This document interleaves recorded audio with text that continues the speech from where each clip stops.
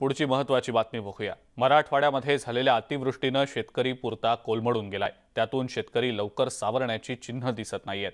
पावसाने शेतकऱ्यांचं पीक एका रात्रीत भुईसपाट झालं, तर सरकारकडून कोणताही आधार मिळत नसल्याने शेतकरी निराश झालाय। झाला शेतकरी राजा अख्ख्या महाराष्ट्रात बर्बाद झाला, काही उरलेलं नाही। आता झालो साहेब, या शेतकऱ्याची विनवणी आपण बघितली। सरकारला हात जोडून मदतीसाठी त्याचा आक्रोश सुरू आहे। गणेश पवारच्या शेतातल्या सोयाबीनचं पूर्णपणे नुकसान झालंय। मराठवाड्यातील सर्व शेतकऱ्यांची भावनाच या शेतकऱ्यानं व्यक्त केली आहे। अरे बाबा, सरकी गेली, मी माझ्या शेतात दाखील तुम्हाला सरकी गेली, तूर उबळली, ह्या सोयाबीनला असाल हे काय काय येणार याच्यात तुम्ही सांगा, काय येणार आहे हातात? इकायचं कुठं, याला कोण घेईल?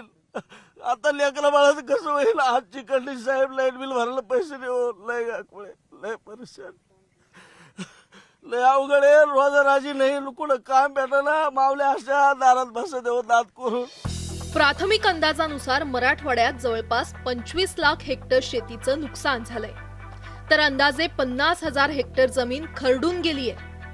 सोयाबीनचं 90% नुकसान झालंय, कपाशीचं 70% नुकसान झालंय, तर तुरीचं 46% आणि ऊसाचं 50% नुकसान झालंय।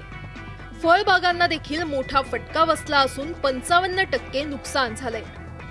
सततच्या पावसानं पंचनामे लांबणीवर जात आहेत, त्यामुळे सरसकट मदतीची मागणी केली जाते। आम्ही सगळं करा, मग हे तलाठी हे कशाला ठेवलेले? तुम्ही स्वतः करा ना, हे नुकसान झालेलं याला सरसकट करा ना। पहिलं सरसकट भेटत होतं ना, आता तुमच्याकडे सगळे फोन आले तर मग तुम्ही शेतकऱ्याकडूनच सगळं करून घेता का? आम्हाला म्हणणं आहे का तुम्ही हे जातीय येऊन एकदा पंचनामे सगळे सरसकट करा। आता पंचनामे करू नका, उजूक 2 दिवस झाला का याची उजूक दुसऱ्या पिकं चालले जाते, मग आम्हाला पीक विमे बी भेटणार नाही। मराठवाड्यात 90% पंचनामे झाल्याचं सांगितलं जात आहे।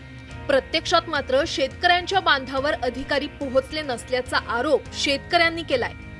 पंचनामे करण्यासाठी आणि जास्तीचं नुकसान दाखवण्यासाठी पैसे मागितल्याचा गंभीर आरोप देखील बीड जिल्ह्यातील शेतकऱ्यांनी केलाय।